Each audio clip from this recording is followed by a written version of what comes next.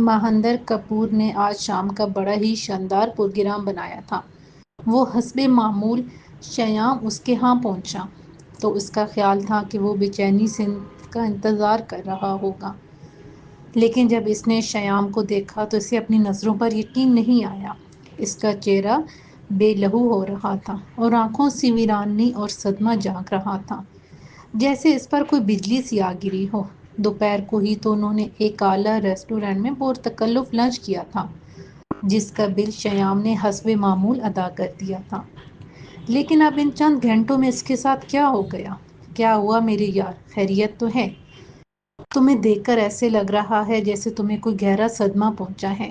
یہ کہتے ہوئے مہندر ناتھ کو ایک دم یہ خیال آیا کہ کہیں شیام کی پرمیلا آنٹی تو نہیں چل بسی۔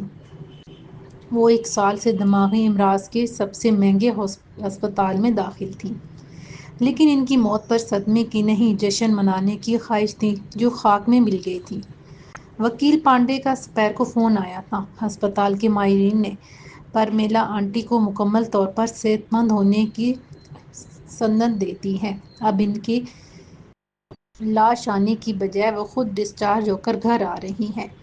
شیام نے مردہ لہجے میں بتایا، مجھے یقین نہیں آ رہا، ہم تو ان کی موت کی خبر سننے کے منتظر تھے۔ مجھے خود یقین نہیں آ رہا، لیکن انہوں نے خود مجھ سے فون پر بات کی تھی۔ میں نے دل پر جبر کی سل رکھ کر ان کی صحت یابی پر نہایت خوشی کا اظہار کیا، لیکن فون بند کرتے ہی اس کی شان میں ایسے ایسے شاندار کلمات ادا کیے کہ اگر وہ سن لیتی تو فوراً مجھے اپنے گھر سے نکل جانے کا حکم دے دیتی۔ اسے یقین نہ آتا کہ اس کا فرمانبردار اور سعادت مند بھتیجا اسے ایسے کلمات سے سرفراز کر رہا ہے۔ شیام نے دل گرفتہ انداز میں کہا، یار یہ تو بہت بری اور انتہائی المناک خبر ہے، اب کیا ہوگا؟ مہندر کپور نے تشویش بھرے لہجے میں کہا، ماں باپ کے سورگباش ہونے کے بعد شیام کی چچی پرمیلا، جنہیں وہ آنٹی کہتا تھا، انہوں نے اسے سہارا دیا تھا۔ اس کے پتا جی عسرت کی زندگی گزار کر رخصت ہوئے تھے، لیکن اس کا انجانے چاچا بڑا ذہین، دور اندیش اور کامیاب بزنس مین تھا۔ اس نے 20 برس میں بے اندازہ دولت کمائی۔ چاچا کے اس سنسار سے چلے جانے پر پرمیلا آنٹی پر کوئی اثر نہیں پڑا تھا۔ دولت کی اس قدر فراوانی تھی کہ وہ 100 برس تک شاہانہ زندگی بسر کر سکتی تھی۔ اس کے چاچا کا دوست وکیل پانڈے، جو بے غرض اور اعتماد کا بندہ تھا، اپنا ٹرسٹ اس کی تحویل میں دے گیا تھا، جو اس کی نگرانی کر رہا تھا۔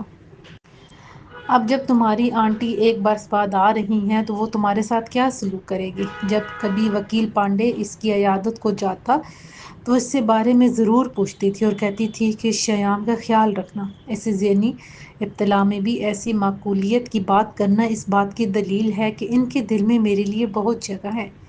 پرمیلا نے اس کے اور پانڈے کی موجودگی میں بھی یہ بات کہی تھی۔ پانڈے اگر اس کی ہدایت کو نظر انداز کرتا تو شیام اس کو تنبیہ کرتا کہ وہ اس کی شکایت آنٹی سے کر دے گا۔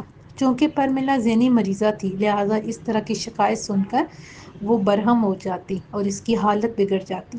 اسی لیے پانڈے اس کا خیال رکھنے پر مجبور تھا، اسے شیام کی ہر بات ماننا پڑتی۔ وہ دیکھتا کہ شیام چاچی کی دولت سے ناجائز فائدہ اٹھا رہا ہے اور بڑی فراخ دلی سے خرچ بھی کرتا تھا، لیکن جب تک پرمیلا گھر میں تھی اور ابھی ہسپتال میں داخل نہیں ہوئی تھی، اسے صرف اتنا جیب خرچ دیتی تھی کہ ایک اسکول کے لڑکے کے اخراجات بھی پورے نہیں ہو پاتے تھے۔ وہ مجبوراً کوئی 6 برس تک اس رقم پر اکتفا کرتا رہا تھا۔ کہنے کو تو وہ ایک ارب پتی شخص کا اکلوتا بھتیجا تھا، لیکن اس کا حال نوکروں سے بھی بدتر تھا۔ آنٹی کا ہسپتال میں داخل ہونا اس کے لیے نیک شگون تھا۔ اس نے اس 1 برس میں کون سے مزے اور عیش تھے جو نہیں کیے تھے؟ باپ کی دولت ہوتی تو شاید وہ دونوں ہاتھوں سے نہ لٹاتا۔ مہندر کپور اس کا مخلص اور بااعتماد دوست تھا۔ جب سے اس کی آنٹی ہسپتال میں علاج کے لیے داخل ہوئی تھی، اس نے ان کی دولت خوب لٹائی تھی۔ وہ شیام کے ساتھ ہی رہتا تھا اور کبھی کبھی اپنی دیدی کے ہاں چلا جاتا تھا۔ بہرحال آنٹی کی صحت یابی کے ساتھ واپسی کی خبر نے مہندر کپور کو ہلا کر رکھ دیا تھا، جیسے اسے برقی جھٹکا لگا تھا۔ یار شیام، یہ ایک دن میں کیا انقلاب آ گیا! ایسا لگ رہا ہے جیسے تمہارا تختہ الٹ دیا گیا ہو، وہ غمگین لہجے میں بولا۔ ہاں دوست، شیام نے ایک دکھ بھرا سانس لیا، اب ہمارے برے دن آ گئے۔ جس دن اس نے گھر میں قدم رکھا وہ ہمارے لیے انتہائی منحوس دن ہوگا۔ کاش وہ ایک اور سال زیر علاج رہتی اور اس دوران مر جاتی تو کتنا اچھا ہوتا۔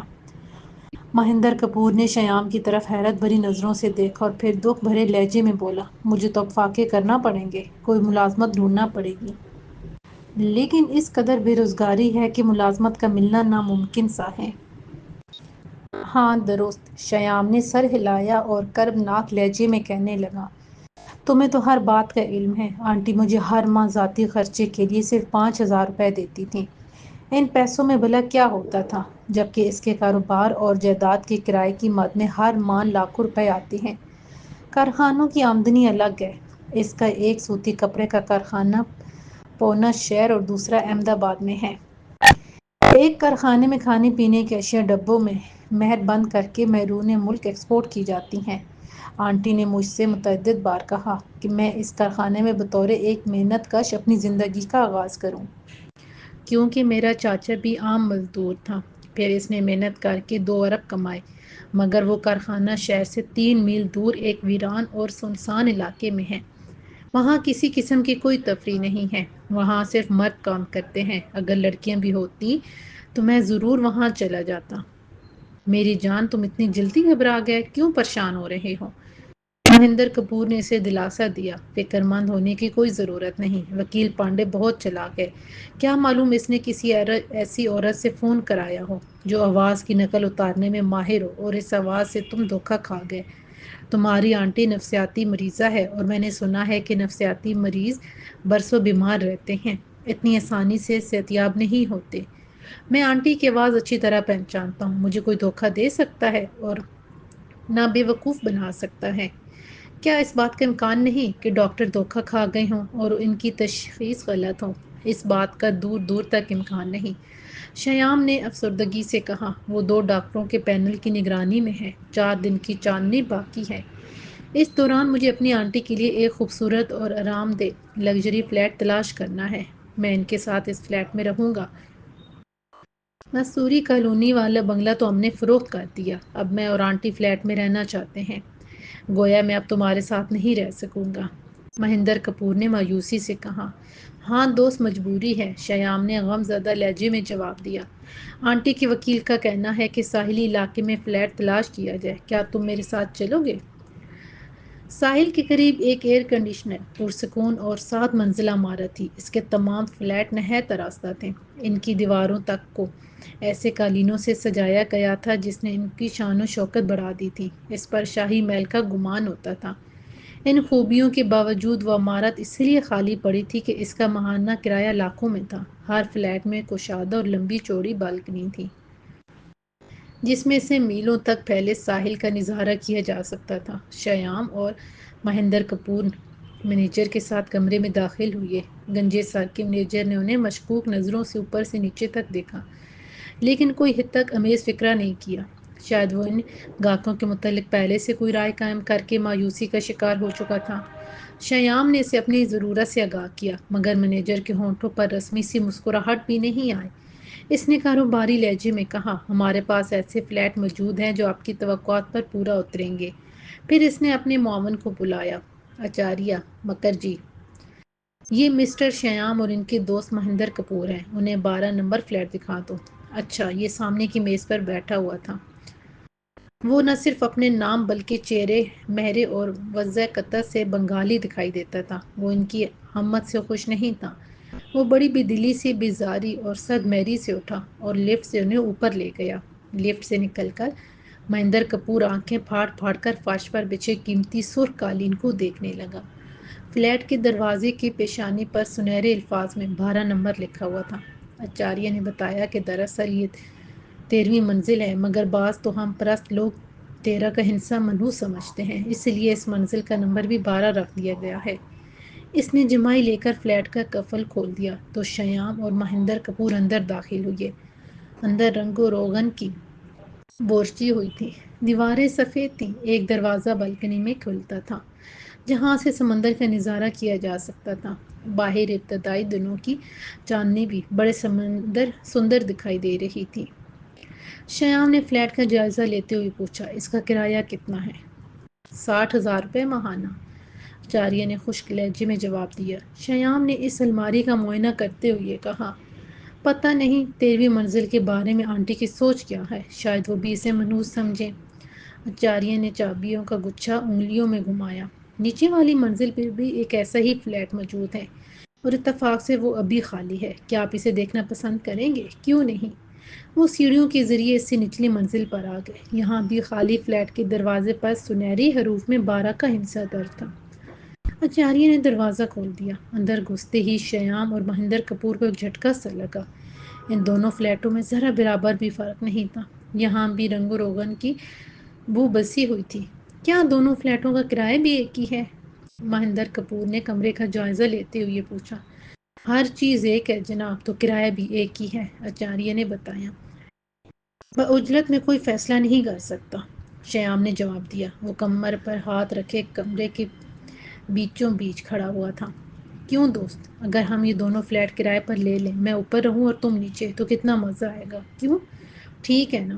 ٹھیک ہے، مہندر نے منہ لٹکا کے سر ہلایا۔ لیکن میرے فلیٹ کا کرایہ کون دے گا جناب؟ آچاریہ نے مداخلت کی۔ میں بہت مصروف ہوں، اگر آپ برا نہ مانیں تو میں چلا جاؤں؟ آپ اطمینان سے جائزہ لیں اور مشورہ کریں، اور فلیٹ لینے کا فیصلہ کر لیں تو نیچے تشریف لے آئیے گا۔ ضرور ضرور، آپ شوق سے جائیں، ہمیں فیصلہ کرنے میں کچھ وقت لگے گا، مہندر نے احمقانہ انداز سے مسکرا کے جواب دیا۔ آچاریہ باہر چلا گیا۔ شیام نے اپنی ہتھیلی پر 2 مکے مارے، پھر بولا، مہندر یار ذرا سوچو، ہم دونوں فلیٹ ایک جیسے بنا دیں گے، قالین، ڈیزائن اور ایک رنگ اور ایک سائز کے ہیں۔ ہم فرنیچر بھی بالکل ایک جیسا اور ایک ہی رنگ کا لیں گے، دیواروں پر آویزہ تصویریں بھی ایک جیسی، ہر چیز ایک دم یکساں ہوگی۔ لیکن ایسا کیوں؟ آخر ہم ایسا کس کے لیے کریں گے؟ مہندر نے حیرت بھرے سوالی نظروں سے اسے دیکھا۔ لوگوں کو حیران چکانے کے لیے؟ یہ کیا بات ہوئی؟ میں سمجھا نہیں، مہندر ناتھ الجھ کر بولا۔ ذرا سوچو، ہم اپنے دوستوں کو یہاں بلائیں گے، پہلے وہ تمہارے فلیٹ میں آئیں گے اور بعد میں میرے۔ وہ سمجھیں گے کہ وہ تمہارے فلیٹ میں ہیں، انہیں یقین نہیں آئے گا کہ فلیٹ بدل گیا ہے۔ ذرا سوچو، انہیں حیران اور بھونچکا کرنے میں کتنا لطف آئے گا۔ شیام نے کہا، کیا ہماری دوست لڑکیاں چکرا نہیں جائیں گی؟ سمجھ گیا، سمجھ گیا، مہندر نے پرجوش انداز میں کہا۔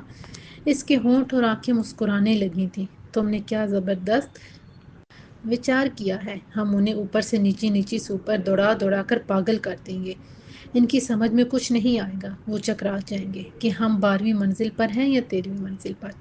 دونوں نے ایک دوسرے کے ہاتھ پر ہاتھ مارا، پھر زور زور سے کہکی لگانے لگے۔ شیام نے اس کا ہاتھ دبایا اور پھر اچانک خاموش ہو کر کچھ سوچنے لگا۔ پاگل، وہ زیر لب بڑبڑایا۔ ہاں، اس طرح کسی کو بھی پاگل بنایا جا سکتا ہے، یہ کھیل تو ہر کسی کو پاگل کر دے گا۔ کیا کہا تم نے؟ مہندر ٹھیک سے سن نہ سکا۔ میرا مطلب ہے کہ ہم ایک فلیٹوں کے ذریعے کسی کو بھی سچ مچ میں پاگل کر سکتے ہیں۔ ہر شخص یہی سمجھے گا کہ وہ 12ویں منزل کے فلیٹ میں موجود ہے، جبکہ وہ 13ویں منزل کے فلیٹ میں ہوگا۔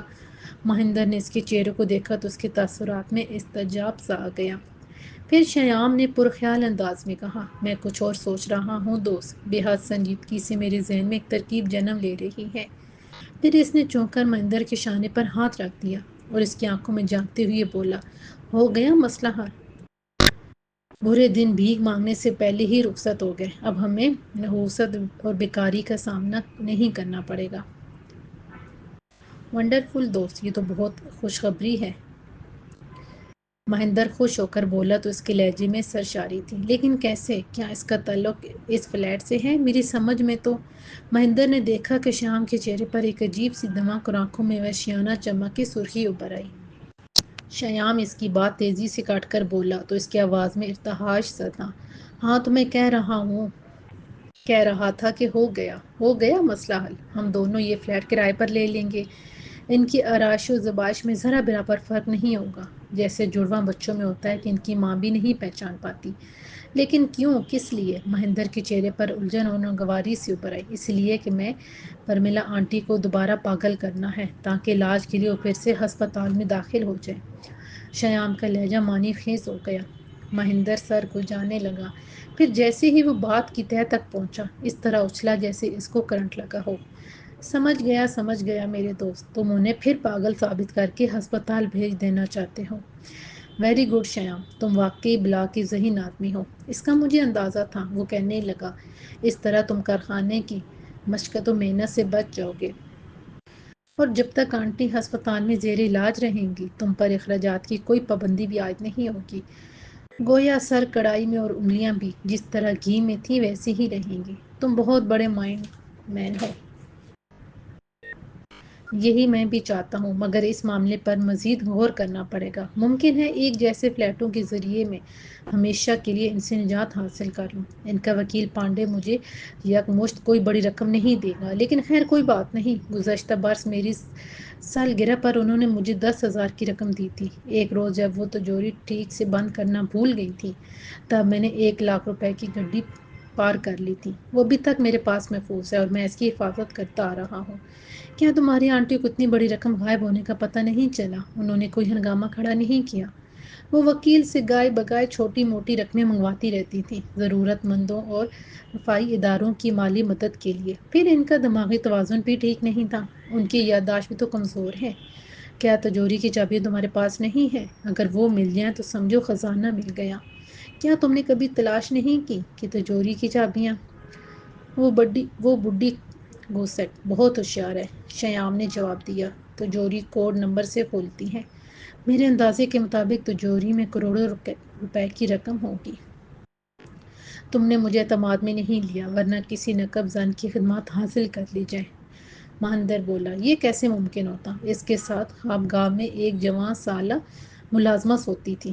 ہسپتال میں ہونے کے باوجود اب بھی ملازمہ وہاں سوتی ہے اور اندر سے دروازہ مقفل کر لیتی ہے تاکہ کوئی اسے پریشان نہ کرے۔ ہاں، وہ جتنی حسین ہے اتنی پرکشش ہے، اور بلا کی طرح بھی۔ مہندر بولا۔ ایک روز میں نے اسے دبوچا تو اس نے میرے منہ پر تھپڑ رسید کر دیا اور کسی زہریلی ناگن کی طرح پھنکار کر بولی کہ میرا بھائی جوڈو کراٹے کا ماہر ہے، وہ اب تک 4 مردوں کی گردن اور ٹانگیں توڑ چکا ہے۔ شیام کہکا مار کر بڑے زور سے ہنسا۔ اس نے غلط نہیں کہا، اس کا بھائی باڈی بلڈر ہے۔ اسے دیکھ کر بدن پر سنسنی دوڑ جاتی ہے۔ دونوں فلیٹ کرائے پر لینے کے بعد ہفتہ بھر اسی بھاگ دوڑ میں گزرا تھا۔ انہوں نے نشست گاہ اور خوابگاہوں کے لیے جدید ترین اور بے حد شاندار فرنیچر خریدا تھا تاکہ ہر کسی کو ان کے ذوق کا اندازہ ہو سکے۔ سرخ رنگ کے دبیز اور خوبصورت ڈیزائن کے ایرانی قالین، آئینے اور تصویریں، راکھ اور گلدان، الماریاں اور شوکیس، غرض ضرورت کا ہر سامان، کسی بات کی کمی اور کسر نہیں چھوڑی تھی۔ جو چیز بھی خریدی جڑواں خریدی تھی۔ خریداری تو آسان تھی، لیکن بڑا مسئلہ انہیں سلیقے اور ترتیب سے مخصوص جگہ پر رکھنا تھا۔ انہوں نے ہر چیز کو رکھنے کے لیے نقشے بنوائے تاکہ دونوں کمروں کی آرائش میں ذرا بھی فرق نہ آئے۔ بار بار ان کا ناقدانہ انداز سے جائزہ لیا کہ کوئی چیز دوسرے فلیٹ سے مختلف جگہ پر تو نہیں رکھ دی گئی۔ وہ رات گئے بڑی جانفشانی سے کام کرتے تھے، ان کی محنت باور ہوئی۔ دونوں فلیٹوں کی ہر چیز ایک ہی مقام پر تھی۔ تمام تیاریوں سے مطمئن اور خوش ہو کر ایک رات کا پیشگی اننگز کا جشن منایا اور ایک دوسرے سے امتحان لیا۔ دونوں پہلے ایک فلیٹ میں گئے، ان میں ایک اپنی آنکھیں بند کر لیتا اور دوسرا لفٹ کا بٹن دباتا۔ جب لفٹ 13ویں فلور پر رکتی تو ایک دوسرے دوست کو سہارا دیتا اور فلیٹ میں لے جاتا اور اس کی آنکھیں کھلوا کے پوچھتا کہ وہ کس فلیٹ میں موجود ہے۔ ان کے اندازے غلط ہو جاتے تو انہیں بے حد مسرت ہوتی۔ خوشخبری! 2 روز بعد شیام نے فلیٹ میں داخل ہو کے اونچی آواز میں کہا، کل پرملا آنٹی تشریف لا رہی ہیں۔ انہیں کل ہسپتال سے فارغ کر دیا جائے گا۔ ان کی صحت اور جسمانی کشش قابل رشک ہو گئی اور وہ کسی دوشیزہ کی طرح لگ رہی ہیں۔ کہیں تم ان پر ریشہ خطی نہ ہو جانا، خود کو قابو میں رکھنا، ورنہ سارا کھیل بگڑ جائے گا۔ توقع ہے کہ ان کا وکیل انہیں کل لے آئے گا۔ تمہیں اس نادر منصوبے میں اپنا کردار یاد ہے نا؟ خوب یاد ہے، لیکن میرے خیال میں ایک دفعہ یہ کردار دہرانے میں کوئی حرج نہیں۔ شیام قالین پر ٹہلنے لگا، پھر اس نے چند لمحوں کے بعد رک کر کہا، میرے دوست آنٹی اپنے وکیل نگراں اور محافظ مسٹر پانڈے کے ساتھ عمارت میں داخل ہوگی۔ میں ان کا والہانہ اور پرجوش انداز سے سواگت کروں گا، پھر انہیں بتاؤں گا کہ اس عمارت کی 13ویں منزل کو بھی 12ویں منزل بنا دیا گیا ہے۔ اس طرح ان کے ذہن میں یہ نکتہ محفوظ ہو جائے گا۔ شیام نے توقف کر کے گہرا سانس لیا، پھر اپنی بات جاری رکھی۔ میں اسے لفٹ میں لے جا کر 12ویں منزل کا بٹن دباؤں گا۔ ان کا وکیل اور میں 12ویں منزل سے اتریں گے۔ تو انہیں احساس نہیں ہوگا کہ وہ غلط منزل پر اتر گئے ہیں۔ پھر ہم فلیٹ میں داخل ہو جائیں گے، وہاں میں اور پانڈے کچھ دیر آنٹی کی چپلوسی کریں گے اور وہاں سے رخصت ہو جائیں گے۔ 12ویں منزل کے فلیٹ کا دروازہ کھلا۔ شیام، آنٹی، پرمیلا اور وکیل باہر آئے۔ شیام کے آگے آگے چل رہا تھا۔ فلیٹ کے دروازے کے پیشانی پر لفظ چاند کی طرح چمک رہے تھے۔ یہ بات قریب ہونے اور غور سے دیکھنے پر ظاہر ہوتی تھی کہ اسے ٹیپ سے چپکایا گیا ہے۔ پرمیلا اور اس کے وکیل نے اس پر دھیان دینے کی ضرورت محسوس نہیں کی۔ شیام نے ڈرامائی انداز سے دروازہ کھولا اور ایک قدم پیچھے ہٹ کر کھڑا ہو گیا تاکہ اندر جانے کا راستہ دے سکے۔ آنٹی اندر داخل ہوئی اور ناقدانہ انداز سے فلیٹ کا جائزہ لیا۔ پھر اس کے چہرے کی کرختگی نرمی میں بدل گئی۔ آنٹی، یہ ہے آپ کا فلیٹ، وہ فخری انداز سے بولا۔ وہ ایک صوفے پر بیٹھ گئی اور کشن گود میں رکھ کر اس پر ہاتھ پھیرنے لگی۔ وکیل بھی ایک کرسی میں دھنس گیا اور جیب سے سگار نکال کر پینے لگا۔ بہت خوبصورت، خوابناک ماحول اور خوشنما فلیٹ ہے، آنٹی نے طفلانہ انداز میں سراہتے ہوئے کہا۔ شیام، میرا خیال تھا کہ تم اپنی آنٹی کو بھول چکے ہو، لیکن خوش قسمتی سے میرا خیال غلط ثابت ہوا۔ اس نے شیام کی طرف انگلی اٹھائی۔ لیکن تمہیں اس کی آرائش و زیبائش پر اتنی رقم خرچ نہیں کرنی چاہیے تھی۔ آنٹی، میں کچھ سمجھا نہیں، شیام نے بولین سے دیکھا۔ یہ مت سمجھو کہ میں تم سے دور رہ کے تمہارے حالات سے بے خبر تھی۔ مجھے ایک ایک بات کا علم رہتا تھا۔ مجھے معلوم ہے کہ اس فلیٹ کی آرائش پر تم نے اپنی جمع شدہ پونجی خرچ کر ڈالی ہے۔ واقعی تم اپنی بوڑھی آنٹی کا بہت خیال کرتے ہو۔ ذرا نوازی ہے آنٹی، شیام نے انکساری سے کہا۔ اور کیوں نہ کرتا، کہ آپ میری آنٹی نہیں ہیں؟ تمہاری آنٹی بھی تو تمہارا کتنا خیال رکھتی ہیں۔ وکیل پانڈے نے مسکراتے ہوئے پرمیلا کی طرف دیکھا۔ کیوں، ٹھیک ہے نا میڈم پرمیلا؟ یقیناً، اس نے اپنا سر تپائی پر رکھ دیا۔ پھر وکیل کی طرف دیکھ کر شیام سے کہا، میں یہاں آنے سے پہلے ان کے دفتر گئی تھی۔ وہاں ہم تمہارے مستقبل کے بارے میں بہت دیر باتیں کرتے رہے اور ہم نے ایک شاندار منصوبہ بنا لیا۔ میں سمجھتی ہوں کہ اب اس منصوبے پر عمل کرنے کا وقت آ گیا ہے۔ سب سے پہلے تمہارا تعلیمی سلسلہ ہے، جو تم نے کسی وجہ سے مکمل نہیں کیا، لیکن اب بھی وقت ہے کہ مکمل کر لو۔ میرا خیال ہے کہ میں تمہیں کسی کیڈٹ کالج میں داخل کروا دوں۔ وہ اپنا منصوبہ بتا رہی تھی اور شیام کا ذہن ایک لمحے کے لیے اپنے منصوبے کی طرف چلا گیا۔ وہ بولا، آنٹی، یہ وقت ان باتوں کا ہے؟ وہ دل میں خود سے مخاطب ہو کر بولا، میں نے بھی آپ کے لیے ایک منصوبہ بنایا ہوا ہے، آپ کے مستقبل کا۔ کاش میں آپ کو بتا سکتا۔ میرا منصوبہ یہ ہے کہ جتنا جلد ہو سکے آپ کی سمادھی بنا دی جائے۔ تو نے میرے چچا کے مرنے کے بعد خوب عیش کی اور دولت دونوں ہاتھوں سے لٹاتی رہی، اور اب نفسیاتی مریضہ بن چکی ہے، لہٰذا اب تجھے اس سنسار سے رخصت ہو جانا چاہیے۔ میں تو نوجوان ہوں، میرے دل میں کتنے ارمان بھرے ہوئے ہیں۔ میں کسی حسین اور نوجوان دوشیزہ سے بیاہ کر کے دنیا کی سیر و سیاحت کرنا چاہتا ہوں۔ کچھ دن کی بات ہے، میں اس دولت کا مالک بن جاؤں گا جو میرے چچا کی ہے۔ ہاں شیام، آنٹی کی آواز فضا میں ابھری تو اس کے خیالات بکھر گئے۔ وہ کہہ رہی تھی، یہ وقت ان باتوں کا نہیں ہے۔ میں سمجھتی ہوں تم کسی فوجی اسکول سے میٹرک کر لو تو تمہاری تعلیم مکمل ہو جائے گی۔ میں چاہتی ہوں کہ تم پونا کے کارخانے میں کام کرو، اس طرح تمہیں کارخانے کے ہر کام سے واقفیت ہو جائے گی۔ میڈم، اب مجھے چلنا چاہیے، وکیل نے کہا۔ آپ کو میری ضرورت تو نہیں؟ مجھے دفتر میں بہت کام ہے۔ ضرور، آپ جا سکتے ہیں۔ آپ نے میرے لیے بہت زحمت کی، میں آپ کی بہت شکر گزار ہوں۔ وکیل نے پرمیلا سے رسمی انداز میں ہاتھ ملایا اور باہر نکل گیا تو وہ اسے اپنے منصوبے کی تفصیلات بتانے لگی۔ اس نے پورا 1 سال اس پر صرف کیا تھا۔ وہ پرجوش انداز میں اپنی معلومات کا خزانہ لٹا رہی تھی، اور شیام کے کان لفٹ کی آواز پر لگے ہوئے تھے۔ جو ہی اس نے لفٹ کا دروازہ بند ہونے کی آواز سنی، اپنی جیب سے چاقو نکال کر پرمیلا کو دکھایا۔ وہ یکدم خاموش ہو گئی۔ شیام، یہ کیا ہے؟ اس کی آواز میں ارتعاش تھا، کیونکہ شیام کے چہرے پر ایک خوفناک مسکراہٹ چپکی ہوئی تھی۔ یہ چاقو ہے آنٹی، تم اس کا کیا کرو گے؟ اسے تم نے کس لیے جیب میں رکھا ہوا ہے؟ شیام نے بٹن دبایا تو چاقو کھل گیا۔ اس کی کڑکڑاہٹ نے پرمیلا کے بدن میں دہشت کی لہر دوڑا دی۔ اس کی آنکھیں پھٹی کی پھٹی رہ گئیں اور چہرہ بے لہو ہو گیا۔ وہ سہم کر صوفے کے کونے میں سمٹ گئی۔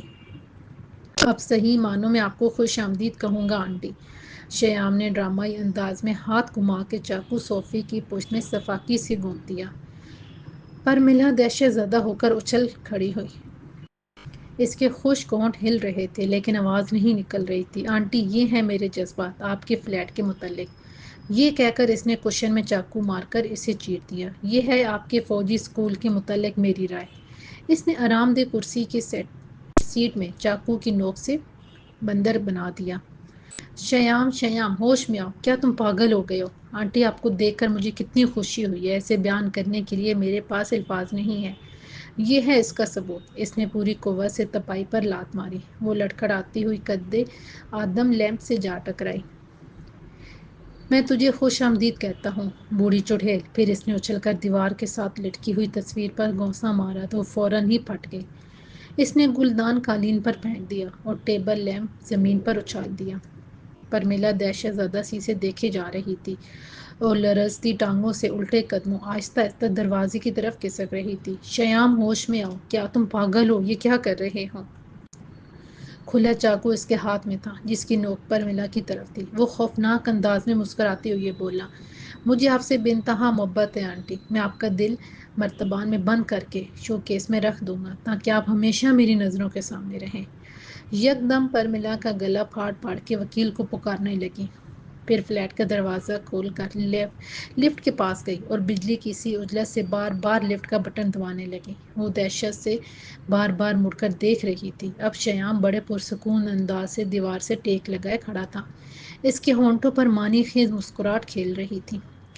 لفٹ چند لمحوں میں اوپر آ گئی۔ پرمیلا فوراً لفٹ میں گھس گئی اور لفٹ نیچے کی طرف روانہ ہو گئی۔ شیام واپس اندر گیا۔ میز پر پرمیلا کا پرس رکھا تھا۔ اس نے پرس اٹھا کر باہر کا دروازہ بند کیا اور تیزی سے سیڑھیاں چڑھتا ہوا اوپر کی منزل پر آ گیا، جہاں فلیٹ کے دروازے پر 12 کا لفظ سونے کی طرح چمک رہا تھا۔ اس نے قفل کھولا اور احتیاط سے پرس اس ٹیبل پر رکھ دیا۔ اس کے لبوں پر فاتحانہ مسکراہٹ ابھر آئی تھی۔ پھر اس نے ایک میگزین اٹھایا اور کرسی پر بیٹھ کر انتظار کرنے لگا۔ کچھ ہی دیر میں ایک دھماکے سے دروازہ کھلا اور پرمیلا آندھی کی طرح وکیل کے ساتھ اندر آئی۔ اس کی آنکھوں سے شعلے نکل رہے تھے اور بدن غصے سے کانپ رہا تھا۔ یہ بیٹا ہے، اس نے ہذیانی انداز میں چیختے ہوئے کہا۔ شیام فوراً کھڑا ہو گیا۔ اس نے رسالہ تپائی پر رکھ دیا اور حیران نظروں سے دونوں کی طرف باری باری دیکھا۔ اس نے اپنے بال سنوار کر حلیہ بھی درست کر لیا تھا اور پہلے جیسا سیدھا سادہ معصوم نظر آ رہا تھا۔ بے حد فرما بردار، اپنی آنٹی سے بے پناہ محبت کرنے والا۔ پرمیلا نے نفرت بھرے لہجے میں شیام کی طرف اشارہ کرتے ہوئے وکیل سے کہا، اس کا دماغی توازن بگڑ گیا ہے۔ پانڈے نے تحیر زدہ نظروں سے شیام کو دیکھا، پھر کمرے میں نظریں دوڑائیں۔ ہر چیز اپنی جگہ سلیقے و ترتیب سے رکھی تھی۔ اس کی نظریں دیوار گیر تصویر کی طرف اٹھ گئیں اور وہاں سے گلدان کو دیکھنے لگی۔ اس کے بعد اس نے پرمیلا کو دیکھا، جو منہ کھولے پھٹی پھٹی نظروں سے نشست گاہ کی ایک ایک چیز کو دیکھ رہی تھی۔ یہ ناممکن ہے، ایسا نہیں ہو سکتا، میں نے بیانہ خواب نہیں دیکھا ہے۔ اس کے حلق سے پھنسی پھنسی آواز نکلی، یہ کیسے ممکن ہے؟ مجھے کیا ہو گیا ہے؟ یہ سب کیا ہے پرمیلا؟ شرمیتی جی، وکیل نے خشک اور پاٹدار لہجے میں سرزنش کی۔ میری سمجھ میں کچھ نہیں آیا، یقین کیجیے میں جھوٹ نہیں بول رہی۔ شیام نے چاقو سے مجھ پر حملہ کیا تھا۔ اس نے صوفہ پھاڑ دیا تھا اور تصویر اور تپائی بھی الٹ دی تھی۔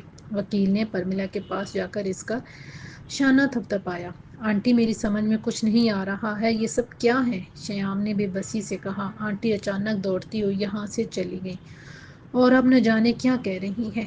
وہ پرمیلا کی طرف بڑھا تو بری طرح چلائی، اسے میرے قریب مت آنے دینا، یہ مجھے قتل کرنا چاہتا ہے۔ آپ کو ایسا نہیں کہنا چاہیے، شیام آپ سے بے پناہ محبت کرتا ہے، اسے دکھ ہوگا۔ وکیل نے شیام کو معنی خیز نظروں سے دیکھا۔ شیام نے اس کی نظروں کا مطلب سمجھ کر زور سے سر ہلایا۔ اب دیکھ سکتی ہیں پرمیلا جی، سب کچھ ٹھیک ٹھاک ہے، ہر چیز اپنی جگہ درست حالت میں موجود ہے۔ شیام کا دل مسرت سے اچھل رہا تھا۔ وکیل کی نظروں نے اسے اپنی کامیابی کا یقین دلایا۔ وکیل نادانستہ طور پر اس سازش میں شریک ہو گیا تھا۔ میرا خیال ہے پرمیلا جی، وکیل نے کہا، آپ کو مکمل آرام کی ضرورت ہے۔ اب آپ خواب گاہ میں جا کر لیٹ جائیں، کل ہم سکون اور اطمینان سے اس موضوع پر گفتگو کریں گے۔ پلیز پلیز، پرمیلا سسکیاں لینے لگی۔ شیام نے اس سے پہلے کبھی اس کو روتے نہیں دیکھا تھا۔ پتہ نہیں مجھے کیا ہو گیا ہے، سب ٹھیک ہو جائے گا نا، آپ پرواہ نہ کیجیے۔ شیام، تمہاری آنٹی کی خواب گاہ کون سی ہے؟ اس طرف سر۔ شیام نے سامنے والے کمرے کی دروازے کی طرف اشارہ کیا۔ وکیل سسکیاں لیتی ہوئی پرمیلا کو سہارا دے کر خواب گاہ میں لے گیا۔ شیام نے کھڑکیوں کے پردے کھینچ دیے اور وہ خامگاہ کا دروازہ بند کر کے نشست گاہ میں جا کر بیٹھ گئے۔ شیام نے وکیل کی طرف دیکھا اور تعصب کے انداز میں بڑبڑایا، پھر گہری سانس لے کر بولا، اتنی جلدی؟ بیماری کا حملہ؟ مجھے توقع نہیں تھی۔ میرا خیال ہے کہ اسپتال والوں سے کوئی غلطی ہو گئی۔ میں انہیں فون پر صورتحال سے آگاہ کروں گا۔ کل تک ڈاکٹر معائنہ کرنے پہنچ جائے گا۔ کل تک ہمیں کوئی انتظام کرنا پڑے گا۔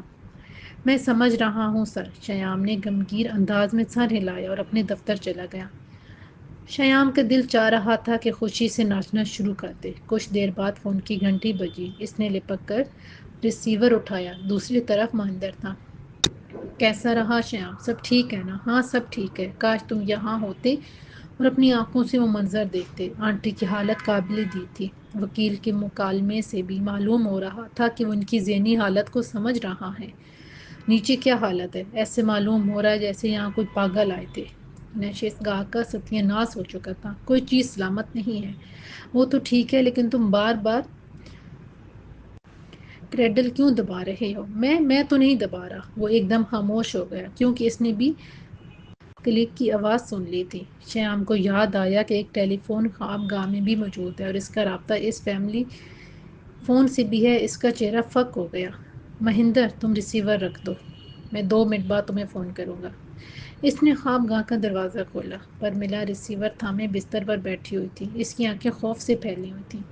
آنٹی، شیام نے زخمی آواز میں کہا، آپ یہاں گفتگو سن رہی تھیں؟ دفع ہو جاؤ یہاں سے، اور آئندہ مجھے اپنی منحوس صورت بھول کر بھی نہ دکھانا، پرمیلا نے چیخ کر کہا۔ شیام کی آنکھوں میں خون اتر آیا۔ اس نے شفاف لہجے میں کہا، آپ نے بہت برا کیا آنٹی، اتنا برا کہ حد سے زیادہ برا۔ اس نے کرسی سے کشن اٹھایا اور آہستہ آہستہ اس کی طرف بڑھنے لگا۔ وہ غصے سے پاگل ہو رہا تھا۔ کشن اسے نادر ہتھیار معلوم ہوا تھا۔ پرمیلا کی نگاہیں دہشت سے اور زیادہ پھیل گئیں۔ وہ بستر پر پیچھے ہو کر دیوار سے چپک گئی۔ میرے قریب مت آنا شیام، مجھے تنہا چھوڑ دو۔ آپ نے بہت برا کیا آنٹی، آپ نے ہماری باتیں کیوں سنی؟ آپ کو اس کی کیا ضرورت تھی؟ نہیں شیام نہیں۔ اس نے ایک دل خراش چیخ ماری۔ سانس لینے کے لیے اس کا منہ کھل گیا۔ اس کے پھیپھڑے تازہ ہوا کے لیے بے چین تھے۔ میرے قریب مت آنا۔ شیام نے کشن اس کے منہ پر رکھا اور دباؤ ڈالنے لگا۔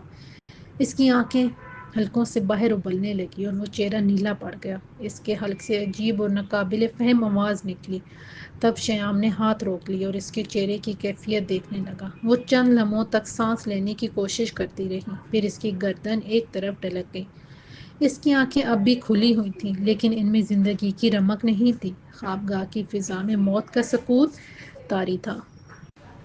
پرمیلا کی آخری رسومات کے 2 ہفتے بعد شیام مہندر کے ساتھ وکیل کے دفتر پہنچا تو وکیل گھمگیر لہجے میں بولا، شیام میں نے تمہیں تمہاری آنٹی کی آخری وصیت کے سلسلے میں یہاں بلانے کی زحمت دی ہے۔ شیام بے چینی سے اس کی طرف دیکھنے لگا۔ وکیل کہہ رہا تھا میں تمہیں ان کی وصیت پڑھ کر سنا دوں۔ تمہیں ان رجعات کا پہلے سے علم تو ہوگا۔ مجھے صرف تفصیلات سے دلچسپی ہے، شیام نے جواب دیا۔ تفصیلات؟ وکیل حیران رہ گیا۔ جی ہاں، میرا اشارہ آنٹی کی دولت اور جائیداد کی طرف ہے۔ میں اب آپ کی ہر چیز کا مالک ہوں، اس لیے جاننا چاہتا ہوں کہ میری دولت اور جائیداد کی تفصیل کیا ہے۔ وکیل نے گہری سانس لی۔ مجھے اندیشہ تھا کہ تم ضرورت سے غلط فہمی کا شکار ہو۔ مجھے یہ کہتے افسوس ہو رہا ہے کہ تمہیں میڈم پرمیلا کی دولت اور جائیداد میں سے ایک کوڑی بھی نہیں مل سکتی۔ شیام نے بے یقینی سے وکیل کو دیکھا۔ تمہیں یاد ہے کہ تمہاری آنٹی اسپتال سے واپسی پر پہلے میرے دفتر آئی تھیں؟ انہوں نے مجھے فوراً ایک نیا وصیت نامہ تیار کرنے کا حکم دیا تھا۔ اس کی روح سے تم ان کی ساری دولت اور کاروبار کے مالک تھے۔ میں نے وصیت نامہ تیار کر کے گواہوں کے دستخط بھی لے لیے تھے۔ پھر اب کیا ہوا؟ انہوں نے ایک وصیت نامہ تمہارے والدین کی وفات سے پہلے بھی تیار کروایا تھا۔ اس روح سے ان کی تمام دولت جائیداد خیراتی اور رفاہی اداروں میں تقسیم ہونی تھی۔ لیکن پرانا وصیت نامہ تو نئے وصیت نامے کے بعد خود بخود منسوخ ہو گیا۔ اس کی حیثیت کاغذ کے ایک پرزے سے زیادہ نہیں ہے۔ تم ٹھیک کہہ رہے ہو شیام، لیکن موجودہ حالت میں پرانا وصیت نامہ منسوخ نہیں ہوا۔ قانونی طور پر قطعی درست ہے اور اس پر عمل کیا جائے گا۔ کیا مطلب؟ آپ کیا کہنا چاہتے ہیں؟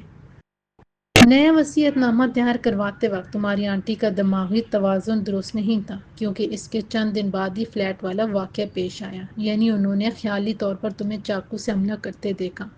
اس سے ثابت ہوتا ہے کہ اسپتال کے ماہرین سے غلطی ہو گئی، اصل میں تمہاری آنٹی کا دماغی توازن درست نہیں تھا۔ اس حالت میں یہ وصیت قانون کی نظر میں صفر معلوم ہوتی ہے۔ اب ان کا پرانا وصیت نامہ ہی درست تسلیم کیا جائے گا، اور اتنی بڑی جائیداد کاروبار کی فروخت کی رقم خیراتی اور رفاہی اداروں میں تقسیم کرنے کی ذمہ داری مجھ پر آ گئی ہے۔ میں نے تمہیں اس لیے بلایا ہے کہ تم سے یہ معلوم کیا جائے کہ مرحومہ کون سے خیراتی ادارے کو زیادہ پسند کرتے تھیں۔ شیام سن ہوتے دماغ سے سب سن رہا تھا۔ اس کی ساری پلاننگ فیل ہو گئی تھی۔ اس نے اپنی آنٹی کا اور آنٹی کی وصیت نے اس کا خون کر دیا تھا۔